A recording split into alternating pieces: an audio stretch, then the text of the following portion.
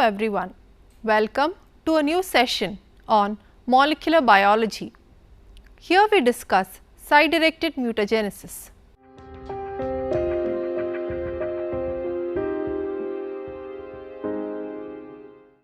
The generation and characterization of mutants is an essential component of any study on structure-function relationships.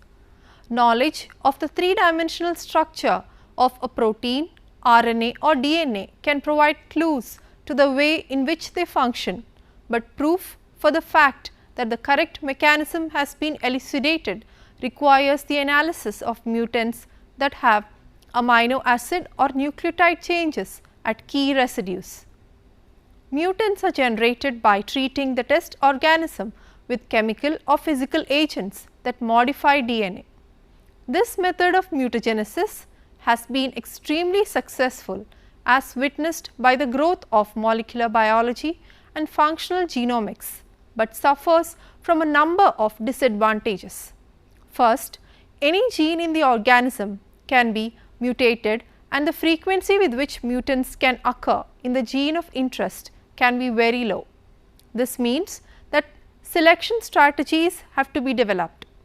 Second, even when mutants with the desired phenotype are isolated, there is no guarantee that the mutation has occurred in the gene of interest.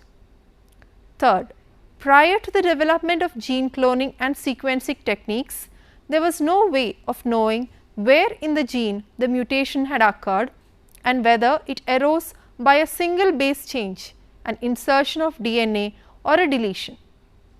As techniques in molecular biology have developed so that the isolation and study of a single gene is possible, so mutagenesis has also been refined. Instead of crudely mutagenizing many cells or organisms and then analyzing many thousands or millions of offspring to isolate a desired mutant, it is now possible to change specifically any given base in a cloned DNA sequence. This technique is known as site-directed mutagenesis. It has become a basic tool of gene manipulation, for it simplifies DNA manipulations that in the past required a great deal of ingenuity and hard work. For example, the creation or elimination of cleavage sites for restriction endonucleases.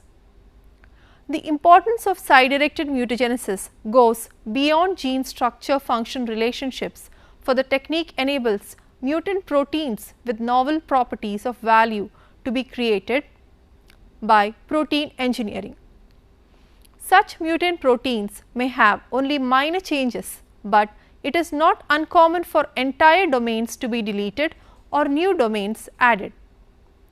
SDM is used for investigating the structure and biological activity of DNA, RNA and protein molecules and for protein engineering. Site-directed mutagenesis.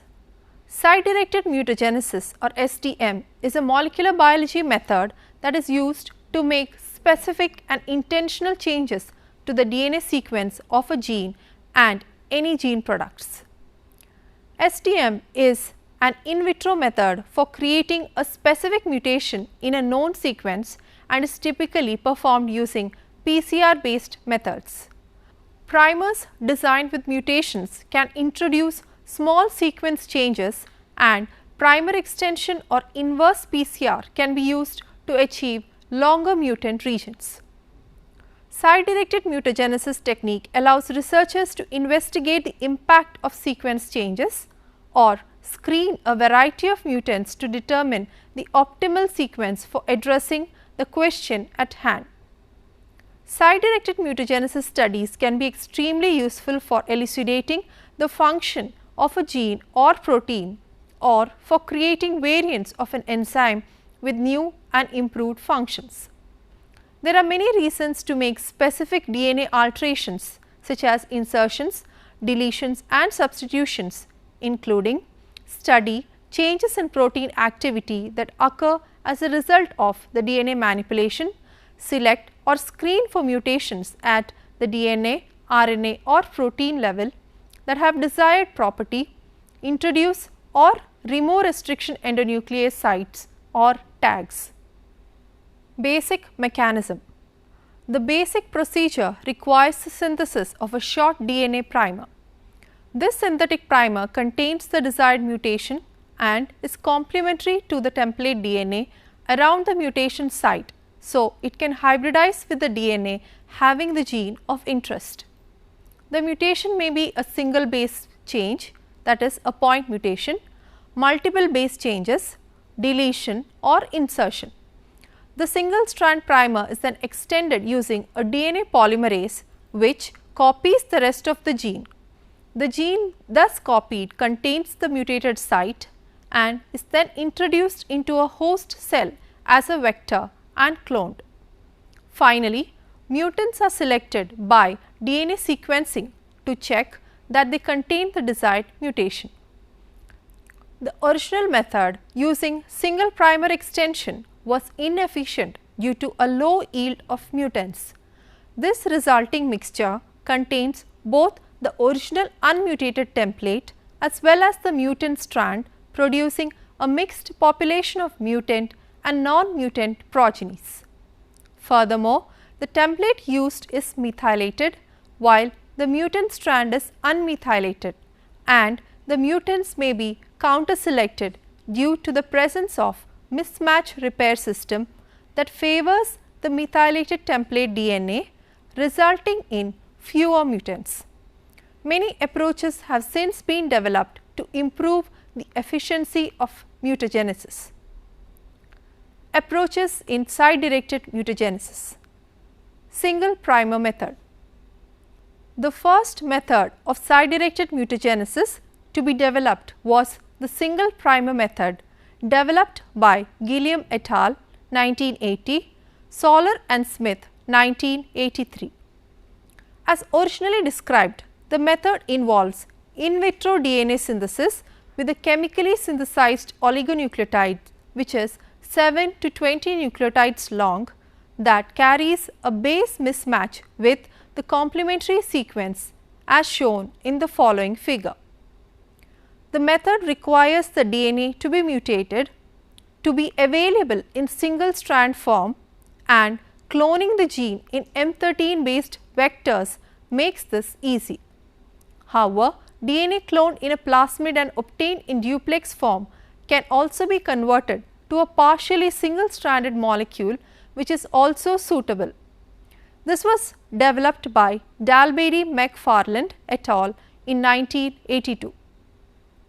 The synthetic oligonucleotide primes DNA synthesis and is itself incorporated into the resulting heteroduplex molecule. After the transformation of the host E. coli, this heteroduplex gives rise to homoduplexes whose sequences are either that of the original wild type DNA or that containing the mutated base. The frequency with which mutated clones arise compared with wild type clones may be low. In order to pick out mutants, the clones can be screened by nucleic acid hybridization with P32 labeled oligonucleotide as probe. Under suitable conditions of stringency, that is temperature and cation concentration, a positive signal will be obtained only with mutant clones. This allows ready detection of the desired mutant. This method was described by Wallace et al. 1981, Treboni et al. 1983. It is prudent to check the sequence of the mutant directly by DNA sequencing in order to find that the procedure has not introduced other adventitious changes. This was a particular necessity with early versions of the technique which made use of E. coli DNA polymerase. The more recent use of the high fidelity DNA polymerases has minimized the problem of extraneous mutations as well as shortening the time for copying the second strand. Also, these polymerases do not strand displace the oligomer, a process which would eliminate the original mutant oligonucleotide. A variation of the procedure as shown in the figure involves oligonucleotides containing inserted or deleted sequences. As long as stable hybrids are formed with single stranded wild type DNA, priming of in vitro DNA synthesis can occur ultimately giving rise to clones corresponding to the inserted or deleted sequence. There are many different methods of oligonucleotide directed mutagenesis, but most are minor variations on desired mutant plasmids. Methods which destroy the wild type template strand of DNA and thus favor replication of the mutant strand, and methods which simply allow the wild type and mutant strands of DNA an equal chance of replicating. The Dutt-Ung method is an example of the first approach, and the Mutt-S method is an example of the second approach. Cassette mutagenesis. Cassette mutagenesis replaces a section of DNA sequence with a DNA fragment containing the mutated sequence. The insert and target fragments can be generated either by restriction digestion, PCR amplification, or commercial synthesis of products like IDT ultramer oligonucleotides or IDT genes. The restriction digestion method is dependent on the presence of restriction sites on each side of the area that will be replaced. These restriction sites may be present in the original plasmid or may be inserted into its sequence. In this method, the original plasmid is cleaved on either side of the region of interest with two restriction enzymes. This method can be clearly seen in the figure as shown in the screen. The new cassette is then ligated into the linearized plasmid. The PCR amplification method does not require specific restriction sites, but does require synthetic oligonucleotides. Cassette mutagenesis has many advantages. It is a very efficient technique and provides an easy way to screen mutants by simply sequencing the resulting plasmids. It provides flexibility to perform many different mutagenesis events on the same vector once set up with flanking restriction sites. Multiple cassettes can also be inserted throughout the vector. This figure explains the method of cassette mutagenesis. The original plasmid is cleaved with restriction enzymes A and E on either side of the cassette to be removed. The restriction digest creates a linearized plasmid fragment and a cassette. The new cassette, indicated in the blue color, containing the desired changes, is then ligated into the linearized plasmid. PCR site-directed mutagenesis. The exponential amplification in PCR produces a fragment mutation in sufficient quantity to be separated from the original unmutated plasmid by gel electrophoresis, which may be then inserted in the original context using standard recombinant molecular biology techniques. This involves a single step of PCR, but still has the inherent problem of requiring a suitable restriction site near the mutation site unless a very long primer is used. Other variations therefore employ 3 or 4 oligonucleotides, 2 of which may be non-mutagenic oligonucleotides that cover 2 convenient restriction sites and generate a fragment that can be digested and ligated into a plasmid, whereas the mutagenic oligonucleotide may be complementary to a location within that fragment well away from any convenient restriction site. These methods require multiple steps of PCR so that the final fragment to be ligated can contain the desired mutation. Whole plasmid mutagenesis. In this method, a pair of complementary mutagenic primers are used to amplify the entire plasmid in a thermofidelity non-strand displacing DNA polymerase such as PFU polymerase. The reaction generates a nicked circular DNA. The template DNA must be eliminated by enzymatic digestion with a restriction enzyme such as DPN1, which is specific for methylated DNA. All DNA produced from most Escherichia coli strains would be methylated. The template plasmid that is biosynthesized in E. coli will therefore be digested, while the mutated plasmid which is generated in vitro and is therefore unmethylated would be left undigested. Note that in these double-stranded plasmid mutagenesis methods, while the thermocycling reaction may be used, the DNA need not be exponentially amplified as in a PCR. In vivo side-directed mutagenesis methods. Delito perfetto is a genetic technique for in vivo side-directed mutagenesis in yeast. This technique was developed at the National Institute of Environmental Health Sciences NIEHS by Michael A. Resnick, Francisca Storesi and L. Kevin Lewis. The method uses synthetic oligonucleotides in combination with the cellular process of homologous recombination. Consequently, it is well suited for genetic manipulation of yeast, which has highly efficient homologous recombination. The Delito perfetto approach has been used to produce single and multiple point mutations, gene truncations or insertions and whole gene deletions, including essential genes. Overlap extension method. It requires 4 oligonucleotide primers and 3 separate amplification reactions. 2 complementary mutagenic primers induce the mutation into the desired sequence of DNA and 2 flanking primers amplify the mutant fragment and facilitate cloning of the PCR fragment into a suitable vector. By this approach, a variety of mutations can be created, such as single base pair changes, deletions and insertions. First, 2 separate PCR reactions are set up in parallel. One reaction has the sense mutant primer and an antisense flanking primer 3' to the mutation site.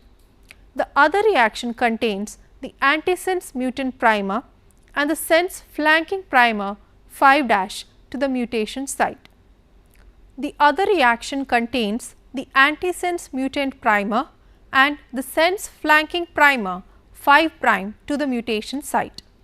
The 2 amplified fragments contain mutations at the 5' or 3' terminus respectively. In the second round of amplification, the 2 fragments from the first round of PCR are purified and then used as templates for amplification using only the flanking primers. After amplification, the mutation is contained within the target DNA segment, which is cloned into appropriate vectors for DNA sequencing and subsequent functional studies. Mega primer method.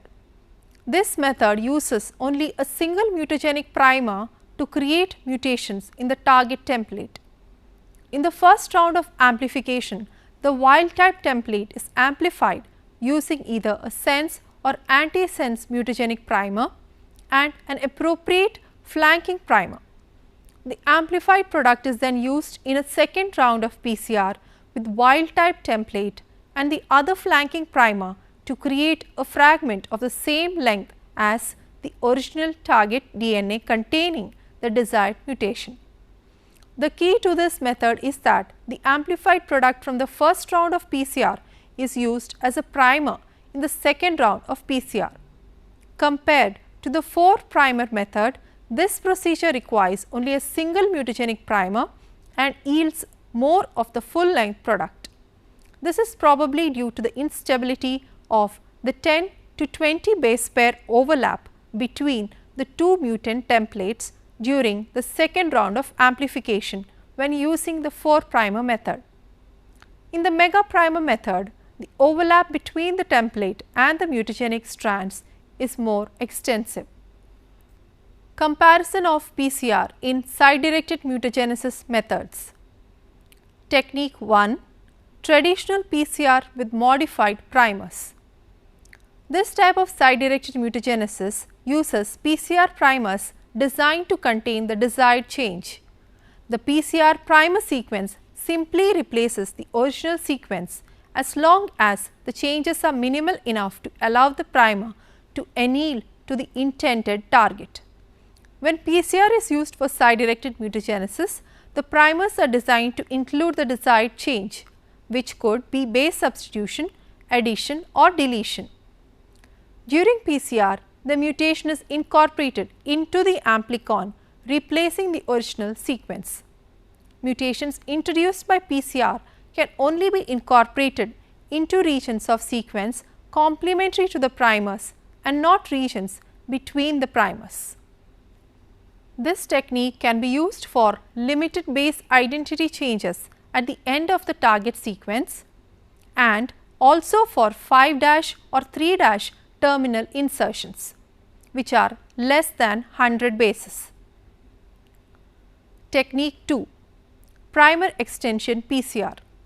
Site-directed mutagenesis by primer extension involves incorporating mutagenic primers in independent nested PCRs before combining them in the final product. The reaction requires flanking primers such as A and D complementary to the ends of the target sequence and two internal primers with complementary ends such as B and C. These internal primers contain the desired mutation and will hybridize to the region to be altered. During the first round of PCR, the AB and CD fragments are created. These products are mixed for the second round of PCR using primers A and D. The complementary ends of the products hybridize in the second PCR to create the final product AD, which contains the mutated internal sequence. Longer insertions can be incorporated by using specially long primers such as oligonucleotides. To create a deletion, the internal primers B and C are positioned at either side of the region to be deleted to prevent it from being incorporated within fragments A, B and C, D from the first round of PCR. The complementary sequences at the ends of these fragments created by primers B and C enable hybridization of AB to CD during the second round of PCR, and the final product with the desired deletion AD is created. This technique can be used for limited non-random base changes internal to the target sequence and also for insertions which are greater than 100 bases, deletions which are less than 50 bases and deletions which are also greater than 50 bases. Technique 3. Inverse PCR. Inverse PCR enables amplification of a region of unknown sequence using primers oriented in the reverse direction. An adaptation of this method can be used to introduce mutations in previously cloned sequences. Using primers incorporating the desired change, an entire circular plasmid is amplified to delete, change or insert the desired sequence. This technique can be used for insertions which are greater than 100 bases, deletions which are less than 50 bases and deletions which are also greater than 50 bases. Disadvantages of PCR based in vitro mutagenesis methods. The major disadvantage of PCR based in vitro mutagenesis methods is the lower fidelity of Taq DNA polymerase in DNA polymerization than the phage polymerases used in the traditional methods. This can result in undesired mutations being incorporated into the amplified DNA fragment due to nucleotide misincorporation. If this happens in an early round of amplification, the undesired mutation will be present in a majority of cloned fragments. One simple way to alleviate this problem is to use fewer rounds of DNA amplification and conditions for the highest fidelity of DNA polymerization. Alternatively, the use of PFU or vent thermal stable polymerases, which are less error prone than Taq polymerase, will result in fewer undesired mutations. Regardless of which method is used, the DNA sequence of the entire amplified fragment should be determined to ensure that only the desired changes have been made. Applications. Site-directed mutagenesis is used to generate mutations designed protein that has improved or special properties. For example, as seen in protein engineering. Investigative tools. Specific mutations in DNA allow the function and properties of a DNA sequence to be investigated in a rational approach. Commercial applications. Proteins may be engineered to produce mutant forms that are tailored for a specific application. For example, commonly used laundry detergents may contain subtilisin, whose wild type form has a methionine that can be oxidized by bleach, significantly reducing the activity of the protein in the process. This methionine may be replaced by alanine or other residues, making it resistant to oxidation, thereby keeping the protein active in the presence of bleach. Eliminate any foreign DNA from the genome after the mutagenesis process. The Delito Perfetto technique is also simpler compared to other methods for in vivo site-directed mutagenesis. There is great flexibility in this approach because after the core cassette is inserted, multiple mutations in the gene of interest can be made easily and quickly. This method can be applied to other organisms where homologous recombination is efficient, such as the moss Physcomitrella patens, DT40 chicken cells or E. coli. In addition, human genes can be studied and similarly genetically manipulated in yeast by using yeast artificial chromosomes or YACs. A particularly powerful method for protein evolution, termed DNA shuffling, uses the polymerase chain reaction to generate proteins with novel or improved properties. Here are a few questions for you to work out. 1. Explain about the evolution of site-directed mutagenesis applications. 2. Discuss on DNA shuffling. 3. Elaborate the Dutt-Ung method. 4. Discuss on MUT-S method. 5. Describe in vivo site-directed mutagenesis methods. Here I can suggest a few research papers for your reference. New Molecular Biology Methods for Protein Engineering by Soler M.J. 1991, published in Current Opinions Biotechnology. Polymerase Chain Reaction PCR Techniques for Site-Directed Mutagenesis by Rifovsky J. and Tao B.Y., published in the year 1992 in Biotechnology Advances. Site-directed mutagenesis by overlap extension using the polymerase chain reaction by Ho S.N., Hunt H.D., Horton R.M. et al. 1989 in The Gene. Genetic applications of an inverse polymerase chain reaction, written by Ochman H., Gerber A.S. and Hartle D.L., published in Genetics 1988. Site-directed mutagenesis in one day with greater than 80% efficiency, written by Papworth C., Boyer J.C., Brahman J. and Wright D.A., published in Strategies in the year 1996. Simple and efficient site-directed mutagenesis using two single primer reactions in parallel to generate mutants for protein structure function studies, written by Edelheit O., Hanikoglou A., Hanikoglou I., published in BMC Biotechnology in the year 2009. Thank you for watching this program. Let's meet in the next session. Till then, bye.